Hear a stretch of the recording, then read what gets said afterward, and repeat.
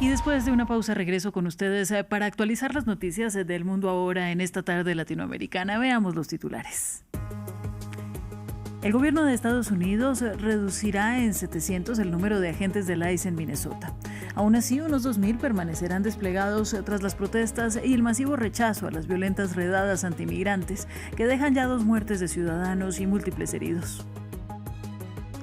Finalizó en Abu Dhabi la primera jornada de reuniones entre Kiev y Moscú mediadas por Washington. En paralelo al encuentro, municiones de racimo rusas mataron al menos a 7 personas en un mercado de Donetsk.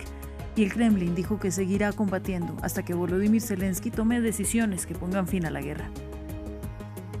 Y un ataque de Israel mató al menos a 20 personas en la ciudad de Han Yunis y en Ciudad de Gaza. Mientras tanto, siguen los intercambios retóricos entre Tel Aviv y la Organización Mundial de la Salud por la apertura efectiva del paso de Rafah en la frontera con Egipto. Con nuestro invitado del día, el presidente estadounidense Donald Trump dijo que los republicanos tendrían que hacerse cargo de administrar las elecciones en sus estados y habló de nacionalizar los próximos comicios de medio término. El mandatario volvió a insistir en un supuesto fraude electoral en las presidenciales del 2020 de las que nunca se han entregado pruebas. Analizaremos en minutos.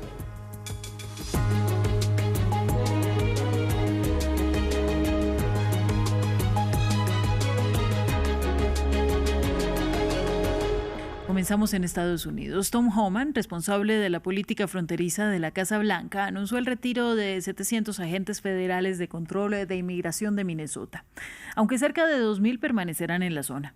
El gobierno Trump ha desplegado a miles de agentes de inmigración armados en Minneapolis y sus alrededores para detener y deportar migrantes, lo que ha provocado protestas masivas y acciones de rechazo contra la presencia del ICE. Sin embargo, Homan declaró que la reducción del despliegue se debía en parte a la cooperación sin precedentes que estaba recibiendo de los alguaciles electos de Minnesota, que administran las cárceles del condado. My goal with the support of President Trump is to achieve a complete drawdown. Mi objetivo con el apoyo del presidente Trump es lograr una reducción completa y poner fin a esta oleada lo antes posible. Pero esto depende en gran medida del cese de las actividades ilegales y amenazantes contra ICE y sus socios federales que estamos viendo en la comunidad. No reduciremos el personal que brinda seguridad a nuestros agentes. No permitiré que nuestros agentes corran riesgos, por lo que no reduciremos el personal que brinda seguridad y responde a incidentes hostiles. Donald Trump calificó de excelente una conversación telefónica con el presidente chino Xi Jinping, durante la cual ambos líderes hablaron sobre la posible compra por parte de China de más productos agrícolas, petróleo y gas de Estados Unidos, así como Taiwán, la guerra en Ucrania e Irán. La relación con China y mi relación personal con el presidente Xi es extremadamente buena y ambos comprendemos la importancia de mantenerla así. Creo que se lograrán muchos resultados positivos durante los próximos 3 años de mi presidencia relacionados con el presidente Xi y la República Popular China. Y el secretario de Estado de Estados Unidos, Marco Rubio, lidera este miércoles una reunión a nivel ministerial sobre minerales críticos. En este contexto, Washington anunció alianzas sobre tierras raras con la Unión Europea, Japón y México, países que intentan encontrar soluciones a la escasez de estos minerales, especialmente tras los controles impuestos por China como respuesta a los aranceles decretados por el presidente estadounidense Donald Trump en 2025. Beijing domina el sector y es el principal proveedor de estos metales e imanes, mientras los países buscan mayor acceso y menos dependencia. Se utilizan en automóviles, computadores, teléfonos inteligentes, misiles y turbinas. Las tierras raras son esenciales para la producción de tecnología moderna y esta semana el presidente de Estados Unidos, Donald Trump, anunció un proyecto de $12.000 millones para almacenarlas. Durante años, las empresas estadounidenses han corrido el riesgo de quedarse sin minerales críticos durante las perturbaciones del mercado. Hoy lanzamos lo que se conocerá como Proyecto Bóveda para garantizar que las empresas y los trabajadores estadounidenses estadounidenses nunca se vean perjudicados por ninguna escasez. El proyecto creará la Reserva Estratégica de Minerales Críticos de Estados Unidos y funcionarios de la Unión Europea ya buscan un acuerdo con la administración Trump para reforzar su suministro. Se trata de 17 elementos cuya purificación es extraordinariamente difícil. A pesar de su nombre, son relativamente abundantes. Los químicos las llamaron raras no por ser difíciles de encontrar, sino por lo complejo que resulta separarlas unas de otras. El dominio de China en el sector es abrumador, acapara el 70% de la minería de estos recursos únicos y casi el 90% de su procesamiento. Un liderazgo que Beijing labró con inversiones e investigación durante 6 décadas, según el diario New York Times. Para 1986, Beijing ya era el principal proveedor de estos elementos. El líder chino Xi Jinping ha descrito las tierras y minerales raros como un recurso estratégico importante. Cuando Trump anunció aranceles, el gobierno chino respondió con restricciones de estos metales. La amenaza provocó disrupciones en las cadenas de suministro globales. Empresas de todo el mundo dependen de las exportaciones chinas de estos materiales, incluidas Apple, General Motors, Stellantis, Boeing y Google. Japón anunció el martes que una expedición encontró estos minerales en su lecho marino. Expertos creen que si logra extraerlos de forma constante, su cadena de suministro será más independiente en algunas industrias. Cambio de tema, el informe anual de Human Rights Watch alerta que la democracia a nivel mundial está en su nivel más bajo en 4 décadas. La ONG dijo que Donald Trump está convirtiendo a Estados Unidos en un estado autoritario, pues ha mostrado un desprecio flagrante por los derechos humanos. ¿Cuáles son otras de las preocupaciones? Revisémoslas en el siguiente informe. El regreso de Donald Trump a la Casa Blanca ha intensificado una espiral descendente en los derechos humanos. Esa es la conclusión del informe anual de Human Rights Watch. Según la ONG, la administración republicana ha intentado socavar los pilares de la democracia de Estados Unidos. El movimiento de derechos humanos está en problemas. Es un momento peligroso para los derechos humanos. La administración Trump está atacando el orden mundial basado en reglas multilaterales de una manera que podría realmente socavar el movimiento de derechos humanos. A su vez, la organización denuncia atropellos en la ofensiva contra los migrantes en situación irregular perpetrada por los servicios federales de control de fronteras y asegura que Washington incurrió en desapariciones al transferir migrantes venezolanos a una prisión de máxima seguridad en El Salvador. Por otra parte, Human Rights Watch advierte que los gobiernos de China y Rusia están buscando debilitar el orden basado en reglas globales, lo que habría implicado un debilitamiento del sistema internacional de derechos humanos. El movimiento de derechos humanos se enfrenta a una triple amenaza: la administración Trump, el gobierno ruso, el gobierno chino, que pueden ser adversarios desde un punto de vista estratégico, pero tienen una cosa en común, que es que no quieren a la ONU, no quieren que el sistema de derechos humanos limite su poder y están aliados en socavar este sistema. Los hallazgos contrastan con el último informe del gobierno de Estados Unidos sobre abusos a los derechos humanos a nivel mundial, un texto que considera que no ha habido violaciones a los derechos fundamentales en países como El Salvador. Noticias de la guerra de Ucrania. Finalizó la primera jornada en la segunda ronda de negociaciones entre Rusia y Ucrania, con la mediación estadounidense en Abu Dhabi. El principal punto de bloqueo sigue siendo el control del Donbass, donde los rusos continúan avanzando. Mientras las conversaciones sucedían, Rusia atacó con bombas racimo un mercado de Donetsk, dejando al menos 7 muertos. Mismo formato, mismo equipo y mismo lugar. Este miércoles empezó en Abu Dhabi una nueva ronda de negociaciones entre Rusia y Ucrania con la mediación de Estados Unidos. El objetivo, encontrar una solución a la guerra. En las últimas 48 horas, ataques rusos afectaron zonas civiles e infraestructuras energéticas. Y ayer Donald Trump advirtió a Vladimir Putin. Sí, quiero que ponga fin a la guerra. He hablado con él. Quiero que ponga fin a la guerra. En la mesa de negociaciones están Rustem Umerov por Ucrania, antiguo ministro de Defensa, reconocido diplomático, e Igor Kostyukov por parte de Rusia, jefe de inteligencia militar y sancionado por Occidente. También están presentes los habituales emisarios especiales de Donald Trump, Steve Witkoff y Jared Kushner. Sin embargo, en Kiev los ucranianos no creen en que las negociaciones puedan dar resultados. Esperemos que la reunión cambie algo, pero no creo que nada vaya a cambiar para nosotros. Nosotros no haremos concesiones y ellos tampoco las harán. El principal punto de bloqueo de las discusiones es el Donbass, en las regiones de Donetsk y Lugansk. Rusia quiere ocuparlas en su totalidad, mientras que Ucrania desea el cese de los combates en la línea del frente y la creación de una zona desmilitarizada. El tiempo corre en contra de Ucrania, ya que Rusia sigue avanzando en el campo de batalla. Al ritmo actual podría ocupar todo el Donbass en 1 año y medio, según los cálculos de la agencia France Presse. Continuamos con información de Medio Oriente. Al menos 20 palestinos, entre ellos 7 niños, murieron en nuevos bombardeos israelíes reportados este miércoles, según las autoridades sanitarias de Gaza, y a pesar del cese el fuego pactado en octubre del año pasado. Esta jornada también ha estado marcada por el cierre temporal del paso fronterizo de Rafah, que reabrió hace 3 días. Más detalles con William Gassó.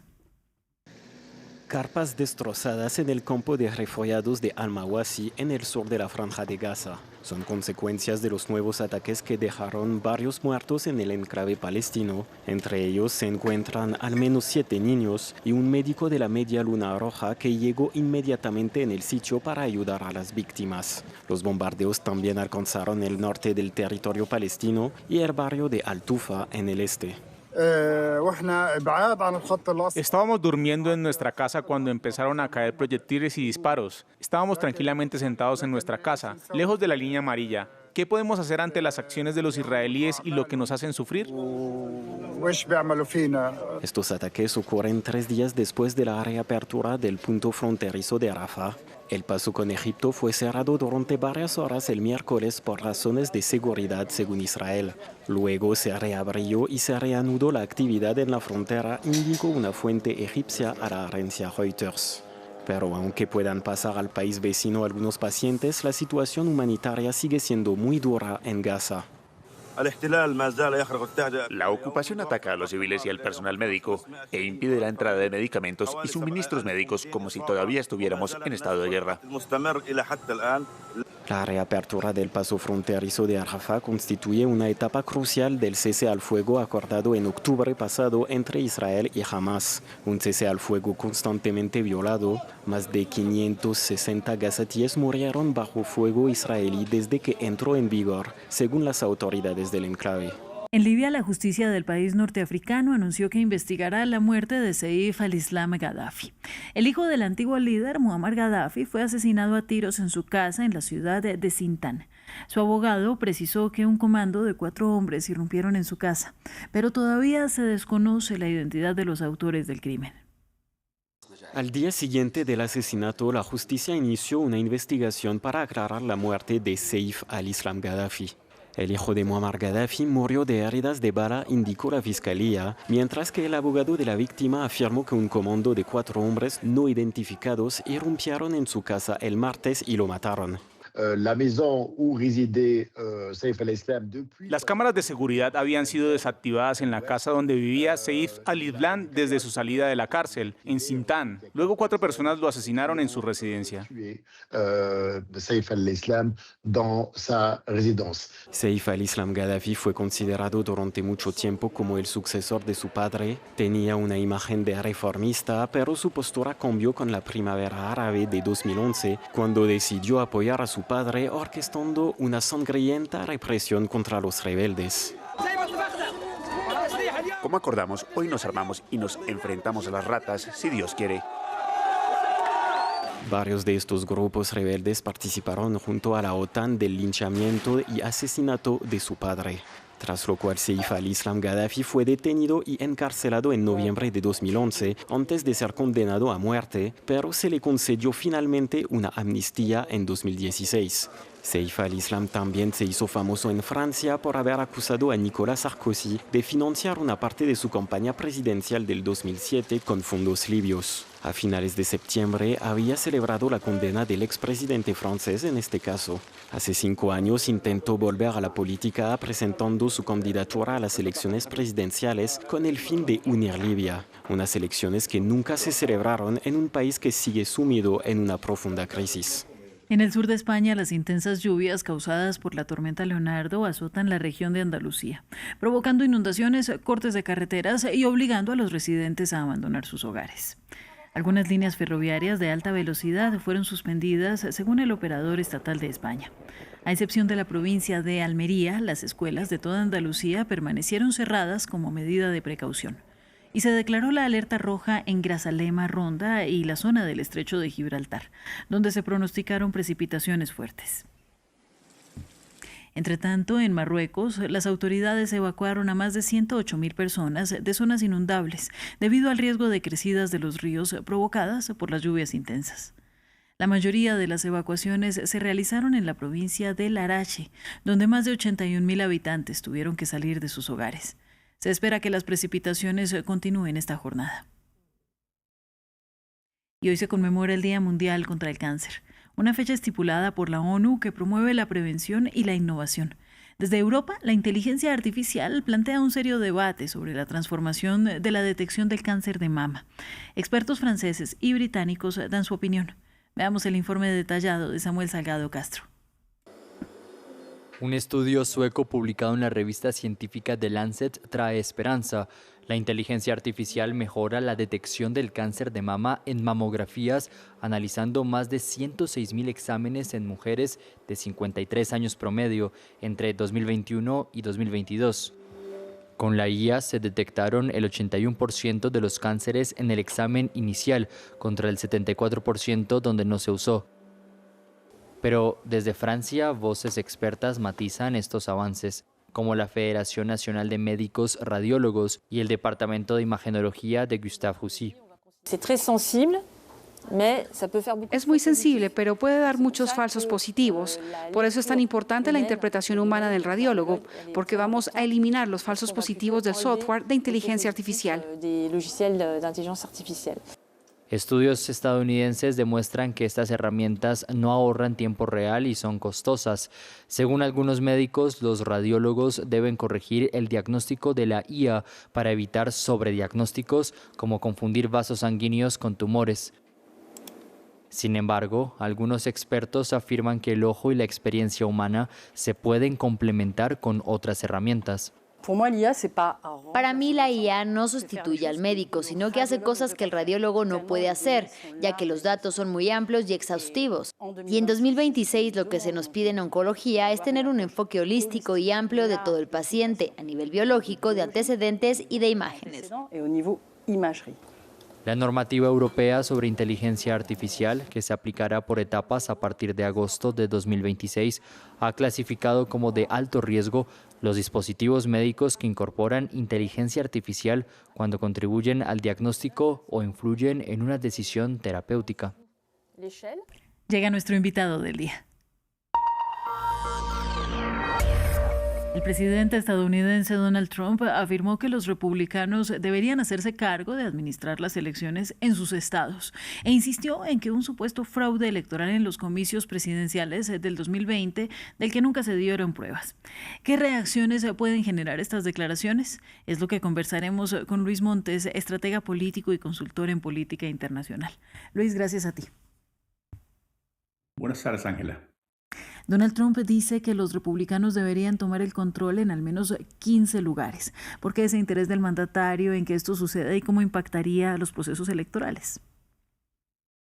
Varios puntos al respecto. Creo que en primer lugar es un reconocimiento tácito por parte del presidente Trump de la difícil situación electoral que enfrenta. Esto hemos visto una y otra vez que el presidente y su partido han perdido terreno y grandemente. Por ejemplo, recientemente, el fin de semana pasado, vimos en el estado de Texas 2 elecciones. Una por la Casa Federal, la Casa de Representantes, en la que es un distrito demócrata, perdieron por un abultado margen. Y segundo, el que llamó más la atención es este gane de Taylor Rennett en el Senado de Texas, que en el 2024 el presidente Trump había ganado por 17 puntos ese distrito y en esta ocasión Taylor Rennett, el representante demócrata, lo ganó por 14 puntos, es decir, un swing de 31 puntos.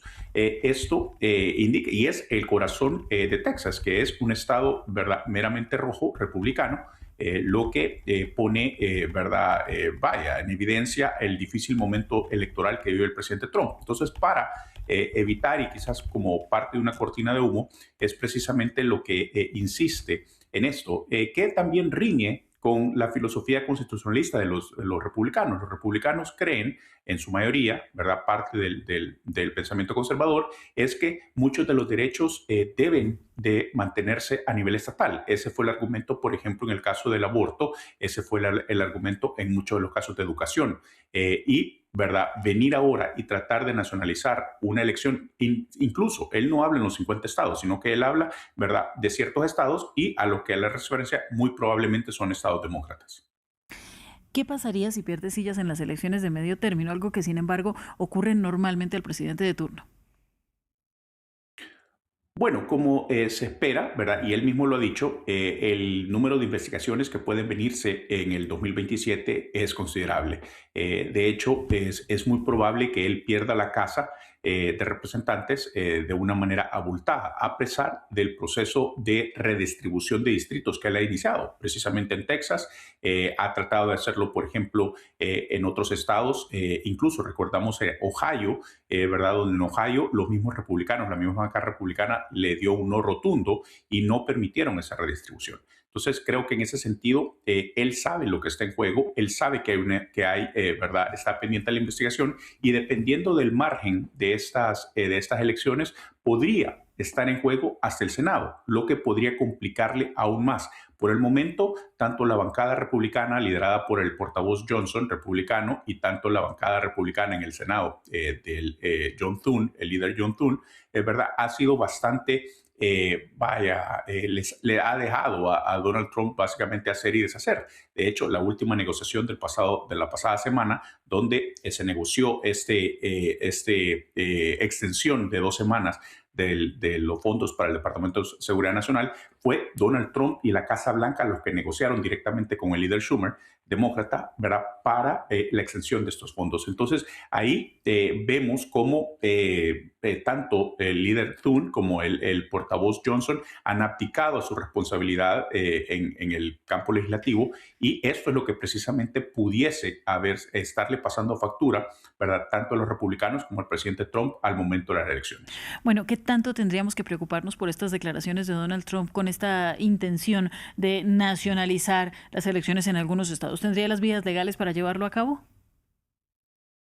Esto, ¿verdad?, para fortuna, ¿verdad?, de lo que queremos la democracia, esto riñe con la Constitución. La Constitución establece claramente las responsabilidades de los estados al momento de manejar estas elecciones, ¿verdad? Si bien la rama ejecutiva tiene ciertas facultades al momento de las elecciones, como por ejemplo, ¿verdad?, enviar monitores del Departamento de Justicia a ciertos estados o a ciertas jurisdicciones, pero no obstante, en sí el manejo, ¿verdad?, y la administración de la cosa electoral recae, ¿verdad?, de acuerdo a la Constitución, únicamente en los estados. Y luego los estados, estos también, ¿verdad?, asignan estas responsabilidades a los condados. Entonces, esto sería bastante difícil. Creo que incluso, ¿verdad?, por lo que hemos visto, senadores republicanos como Rand Paul ya han salido, ¿verdad?, en contra de esta medida.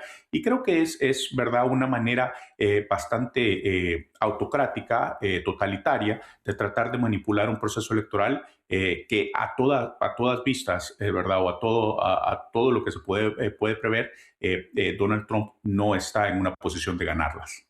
Bueno, Estados Unidos es muy conocido por su gran tradición en sus formas y en sus maneras, y esto incluye las elecciones, pero además pues, de las tradiciones y de la forma particular en la que realizan algunos procesos electorales, pues están las protecciones que esto implica en el sistema y las garantías que da a los ciudadanos. ¿Por qué es importante la manera en la que se dan estas elecciones de medio término o estas elecciones que él quiere nacionalizar?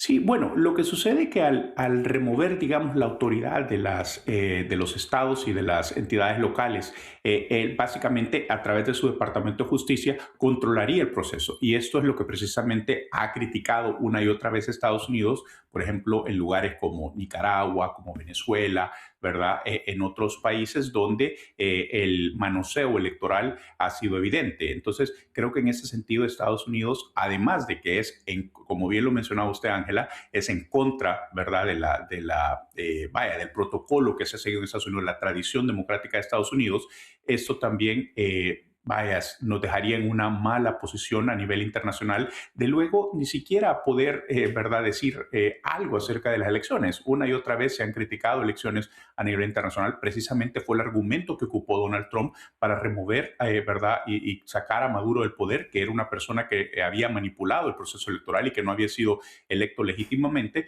Entonces, podemos ver aquí lo irónico de este ¿verdad?, comentario de pronunciamiento por parte de Trump, de ahora tratar de manipular el proceso electoral, aduciendo básicamente lo mismo por lo que una de las cosas que había acusado a Maduro, ¿verdad?, de estar manipulando el proceso. Bueno, son contradicciones a las que ya venimos acostumbrados después de este primer año de gobierno. Ahora, el miércoles pasado el FBI registró una oficina electoral en Fulton, Georgia, y incautó papeletas y documentos electorales vinculados a las elecciones de 2020. Y esto lo traigo a colación porque otra vez el presidente Trump habló de un fraude electoral que nunca ha podido ser demostrado y que pues debilitaría, digamos, la institucionalidad del país. ¿En qué van esas investigaciones? ¿Cuál es el fundamento? Sí, varios puntos al respecto, Ángela. En primer lugar, vimos, por ejemplo, la figura de Tulsi Gabbard, que es la directora de Inteligencia Nacional, que no tiene nada que ver con el Departamento de Justicia, que es precisamente la entidad que estaba haciendo este cateo o esta visita a las oficinas electorales del county de Fulton, ¿verdad? Y vimos cómo ella se inmiscuó ahí en esta cuestión, ¿verdad?, que no tiene nada que ver. Entonces, lo que vemos es una propagación de esta teoría conspirativa de que las elecciones, ¿verdad?, han sido manipuladas. La pregunta en serio es, ¿qué pasaría? Digamos que en el remoto de los casos, ¿verdad? No es que va a retroceder la elección y él por eso, ¿verdad?, va a ser presidente en el 2020. Ya el tiempo no se puede, ¿verdad? Pero la realidad es esta, como bien lo decía usted, Ángela, en ningún momento, en ninguna investigación de parte del Departamento de Justicia, de parte del Congreso, de parte de ninguna entidad local, ¿verdad?, también controlada por los republicanos, hay que decirlo, todas estas entidades electorales a las que él está haciendo referencia, los condados, ¿verdad?, todas las entidades tienen un comisionado demócrata y las decisiones se hacen colectivamente. En ningún momento se hace una decisión unilateral. Entonces, cuando vemos este tipo de decisiones, es verdaderamente una manipulación la que está tratando de hacer Donald Trump, de tratar de esconder, ¿verdad?, o de manipular la información que muchas veces la gente no la conoce porque no ha sido parte del proceso y siquiera no le interesa. Pero la verdad es esta, que ¿verdad?, todas estas entidades son gobernadas por ¿verdad?, entidades bipartidistas en las cuales ambos partidos, el Partido Republicano y el Partido Demócrata, tienen, ¿verdad?, una decisión al momento de tomarlas. Y esto no hemos visto en ningún momento, como bien lo decía usted, no hemos visto ninguna evidencia en ningún caso, ¿verdad? Llámese Georgia, llámese ¿verdad?, Ohio, llámese Michigan, en todos los estados que se han investigado, en ningún caso ha habido una instancia ¿verdad?, de fraude electoral. Y creo que en ese sentido vemos nada más nuevamente esta intención de Donald Trump de saber que va a perder las elecciones de medio término y tratar de, ¿verdad?, a toda costa, manipular la información. Bueno, pues veremos qué sucede en adelante. Por el momento son solo palabras. Así que bien, muchísimas gracias. Es Luis Montes, estratega político y consultor de política internacional. Una feliz tarde. Gracias, Ángela. Dicho esto, vamos a hacer una pequeña pausa. Ya regresamos actualizando las noticias de hoy.